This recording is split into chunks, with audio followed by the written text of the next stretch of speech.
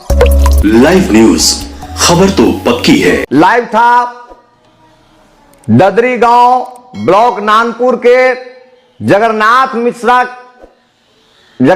मुखिया की पुलिस पिटाई से हुई मौत के मामले में नेटवर्क इशू के कारण से मैं डिस्कनेक्ट आपसे हो गया था। जगन्नाथ मुखिया के दरवाजे पर कल शाम 7:30 बजे नानपुर की पुलिस पहुंचती है और उससे दारू बेचने के एवज में जो तय राशि है उसकी मांग करती है।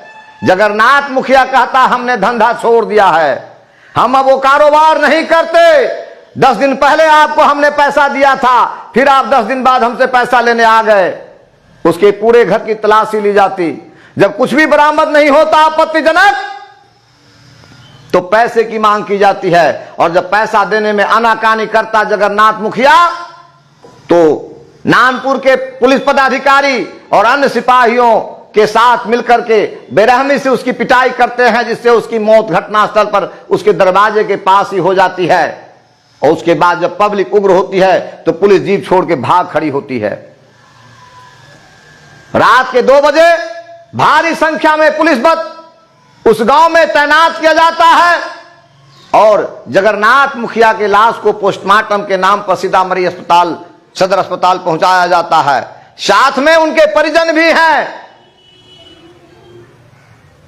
लेकिन पोस्टमार्टम कराने के लिए जो लाश जाता है सदर हॉस्पिटल वो लाश वापस पुपरी थाना सुबह पहुंचा दिया जाता है 5 बजे। और तब शुरू होता है मोल जोल का खेला, उस लाश को बेचने का खेल।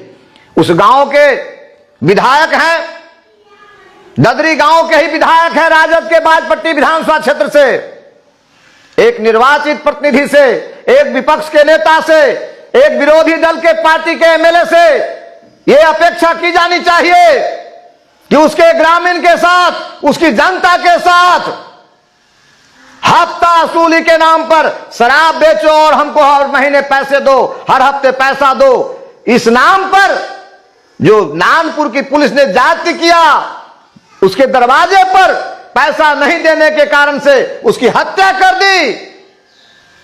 इस मुद्दे पर वहां के जो विधायक हैं क्षेत्र के, उस गांव के विधायक हैं, उसको सड़कों पर होना चाहिए। जनता के सवाल पर, जगन्नाथ मुखिया की हत्या के सवाल पर विधानसभा से लेकर सड़क तक जबरदस्त विरोध प्रदर्शन सत्ता शासन के खिलाफ होना चाहिए था।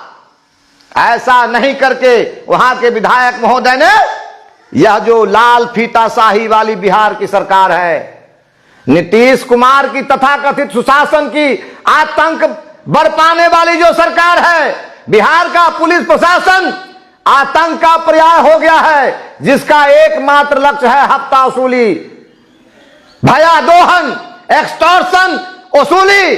चाहे ब्लॉक हो चाहे थाना हो, तमाम अधिकारी पदाधिकारी और तमाम कर्मी कलेक्शन एजेंट है और थाना से लेकर ब्लॉक तक ये कलेक्शन सेंटर बन के रह गया है। और इसका मूल कारण है कि जनता जिसको प्रतिनिधि चुन के भेजती है वो उसकी आवाज बनने की बजाय उसके साथ हो रही जाति के सवाल पर, उसके जो साथ जो एक्सटॉर्शन हो रहा है, उसके साथ जो लूटमार हो रहा है, उसके सवाल पर लड़ने के बजाय जो भ्रष्ट व्यवस्था है उसका दलाल और भड़ुआ बन करके, बिचौलिया बन करके अपनी रोजी रोटी चलाने का काम करता है। इसका जीता जागता उदाहरण जगन्नाथ मुखिया की हत्या का यह प्रकरण है, जिसका लाश 7.5 लाख में उस क्षेत्र के विधायक की दलाली के मार्फत से बेच दिया गया। आज जगन्नाथ मुखिया के लाश की कीमत 7.5 लाख रुपया और जिंदा जगन्नाथ मुखिया की कीमत 2 कौड़ी भी नहीं।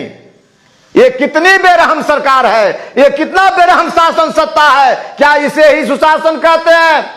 मैं सीतामढ़ी के समाहर्ता महोदय से और बिहार के जो उच्च न्यायालय है पटना में बैठे हुए जो महामहिम बैठे हुए हैं, पटना हाई कोर्ट के चीफ जस्टिस साहब और भारत के सर्वोच्च न्यायालय के महामहिम चीफ जस्टिस साहब को इस घटना को संज्ञान में लेने के लिए आग्रह करता हूं कि स्वतः संज्ञान लेकर के जगन्नाथ मुखिया की जो हत्या है पुलिस के द्वारा हफ्ता वसूली नहीं देने के कारण, जिस जगन्नाथ मुखिया को सरेआम बेरहमी से मारते पीटते उसके दरवाजे पर हत्या कर दी गई, इतनी संवेदनशील घटना को उस क्षेत्र के विधायक ने दलाल बनकर के, सत्ता शासन का दलाल बनकर के, बिचौलिया बनकर के जगन्नाथ मुखिया के लाश को बेचने का काम किया है। इसको संज्ञान में ले और मामला दर्ज करके वीडियोग्राफी के द्वारा जगन्नाथ मिश्रा का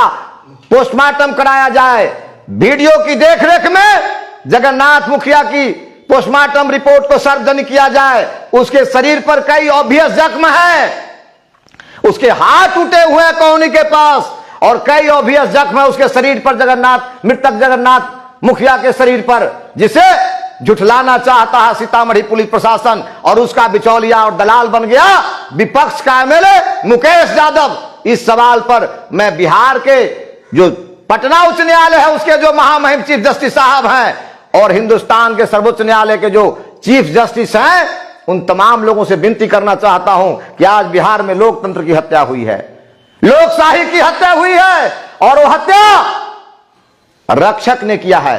जिस पुलिस प्रशासन के हाथ में आम आवाम की रक्षा की जवाबदेही है, लाखों करोड़ों रुपया खर्चा करके, अरबों रुपया खर्चा करके पुलिसिंग पर सरकार पब्लिक को सुरक्षा का भरोसा दिलाती है, वह पुलिस सरेआम एक बिहारी नागरिक को, ददरी गांव के जगन्नाथ मुखिया को सिर्फ हफ्ता वसूली नहीं देने के कारण से निर्ममता पूर्वक सरेआम उसकी हत्या कर देता है। इससे ज्यादा अन्याय, इससे ज्यादा जाति, इससे बड़ा आतंक हिंदुस्तान में और कुछ भी नहीं हो सकता है। मैंने जैसे ही सुना सुबह अहले सुबह जैसे ही मुझे सूचना मिली, मैंने जनसेवक पप्पू यादव जी को इसकी सूचना दी।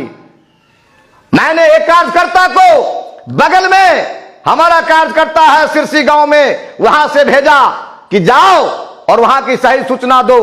जो मृतक जगन्नाथ मुखिया है उसके भाई है बैद्यनाथ मुखिया, उनसे हमारी वार्ता उन्होंने कराया और पूरे घटनाक्रम का ब्यौरा उन्होंने हमको दिया।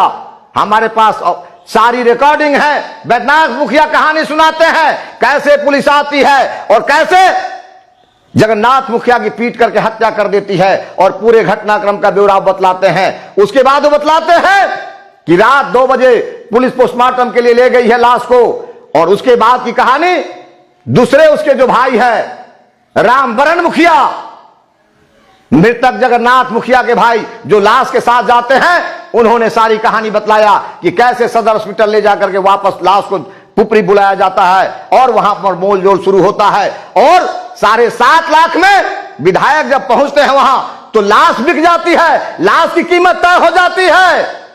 1 लाख रुपया जगन्नाथ मुखिया के परिवार को तत्काल नगद दिया गया है और बाकी पैसे विधायक के माध्यम से कल शाम तक देने की बात तय की गई है। जिस विधायक पर, जिस विरोधी दल के एमएलए पर बिहार की सरकार को नंगा करने का, उसे सवाल करने का, इस सवाल पर बेनकाब करने की जवाबदेही थी, वो बिहार के आतंक के पर्याय पुलिस प्रशासन और नीतीश बाबू की बेरहम जो सत्ता शासन है उसका दलाल बनकर के, उसका बिचौलिया बनकर के जगन्नाथ मुखिया के लाश को बेचने का काम किया है। यह नाकाबिले बर्दाश्त है। एक जिंदा व्यक्ति महेंद्र सिंह यादव इस बात को बर्दाश्त नहीं करता है। हमारे नेता पप्पू यादव जी जाले पहुंच चुके थे उस परिवार का आंसू पोंछने के लिए, जगन्नाथ मुखिया के परिजनों को सांत्वना देने के लिए, आर्थिक संबल देने के लिए हमारे नेता पप्पू यादव जी जाले पहुंच चुके थे। हमको जब वहां से बात होती है और कहा जाता है कि विधायक जी हमारे एसडीओ साहब के साथ वार्ता करके लाश की कीमत लगवा रहे हैं, तो मैं बहुत ही अफसोस के साथ अपने नेता को खबर करता हूं और हमारे नेता ने बहुत ही दुखी मन से, भारी मन से मुझे कहा कि महेंद्र जी हम बहुत द्रवित हैं इस बिहार में, कैसे लोगों की आवाज बने, कैसे लोगों को न्याय दिलाए। यहाँ की बिहार की जनता भी वैसी ही है और वैसे ही मरे हुए प्रतिनिधियों को चुनती भी है। पार्टी के नाम पर, जाति के नाम पर, टिकट के नाम पर इन मरे लोगों को, इन दलालों को, इन भड़ुओं को बिहार की पब्लिक शायद इसीलिए चुनती कि उनके जिंदा लाश की कीमत न लगा करके उनके मरे हुए लाश की कीमत लगाए। वो जिंदा भी बिहार की पब्लिक है तो लाश ही है। मैं जिंदा लाश कहता हूं बिहार के लोगों को। कल शाम को तुम्हारे परिजन की हत्या हुई, आज सुबह तुम 7 लाख 7.5 लाख में लाश बेच रहे हो। जिस प्रतिनिधि के हाथ में तुम्हारी आवाज बनने की जवाबदेही थी, जिसको बड़े ही उम्मीद और अरमान के साथ जनता चुनती है, जो आज सड़कों पर हंगामा खड़ा करता, सरकार को घेरता, नीतीश कुमार को बेजुबान करता, बिहार की सरकार को और बिहार के इस बेलगाम अफसरशाही वाली आतंक की पर्याय बन चुकी पुलिस प्रशासन को सवाल के कटघरे में खड़ा करती, उस व्यवस्था का दलाल बन के वह एमएलए 7.5 लाख में जगन्नाथ मुखिया का लाश बेचवा देता है। इससे ज्यादा लज्जाजनक और इससे बड़ी कायरता इस धरती पर कुछ भी नहीं हो सकता। मैं पुनः हाथ जोड़ के विनती करता हूं कि अभी शायद पोस्टमार्टम शुरू हुआ होगा सदर हॉस्पिटल सीतामढ़ी में। हम जिला प्रशासन से मांग करते हैं, जिला समाहर्ता महोदय से मांग करते हैं कि वीडियोग्राफी की देखरेख में जगन्नाथ मुखिया की लाश का जो पोस्टमार्टम है वो करवाया जाए।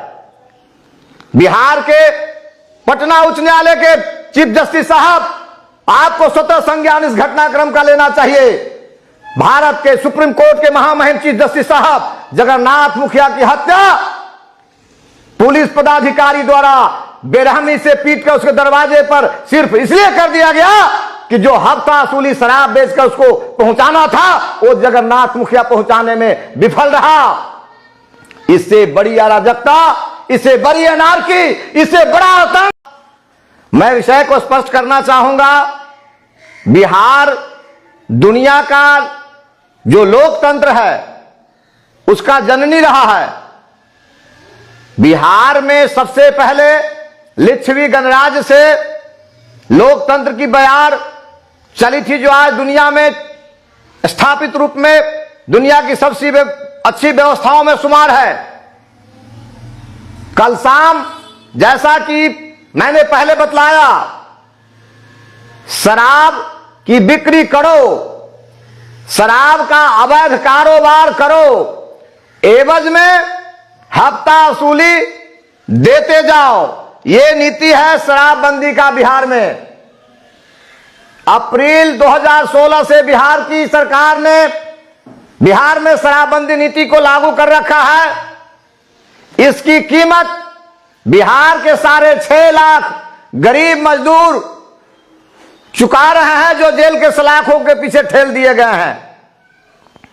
बिहार की सरकार की गलत नीति के कारण से 2012 में जो भी राजस्व उगाही बिहार सरकार की होती है, उसमें ये एक्साइज ड्यूटी जो शराब बिक्री से टैक्स मिलता है सरकार को, उसकी हिस्सेदारी 17% थी। 2013, 14, 15 और 15-16 में करीब 14% राजस्व की उगाही एक्साइज ड्यूटी के रूप में बिहार सरकार को मिला। और यदि उसको अमाउंट के रूप में बतलाया जाए तो 3142 करोड़ रुपया बिहार सरकार को 15-16 में राजस्व के रूप में मिला था। इन तमाम चीजों को धत्ता बता करके बिहार की तथाकथित सुशासन सरकार ने शराबबंदी की नीति को लागू किया। आज जो टैक्स 3142 को ही मानक मान लिया जाए तो 3142 करोड़ रुपया जो 15-16 में, वित्तीय वर्ष 15-16 में टैक्स के रूप में, एक्साइज ड्यूटी के रूप में बिहार सरकार को मिलता था, वो पैसा बिहार सरकार के पॉकेट में नहीं जाकर के अब सीधा पुलिस प्रशासन और नेताओं के जेब में जा रहा, माफियाओं के जेब में जा रहा है। यही है शराबबंदी की नीति। बिहार के किसी भी बड़े शराब माफिया को या बिहार के जो राजनेता या अफसर सरेआम दारू डकारते हैं, मस्ती लेते हैं, उनको जेल के सलाखों के पीछे नहीं ठेला जाता। उस शराब बंदी की जो नीति है उसका शिकार गरीब, मजदूर, लाचार, बेबस लोग हो रहा है। लाइव न्यूज, खबर तो पक्की है।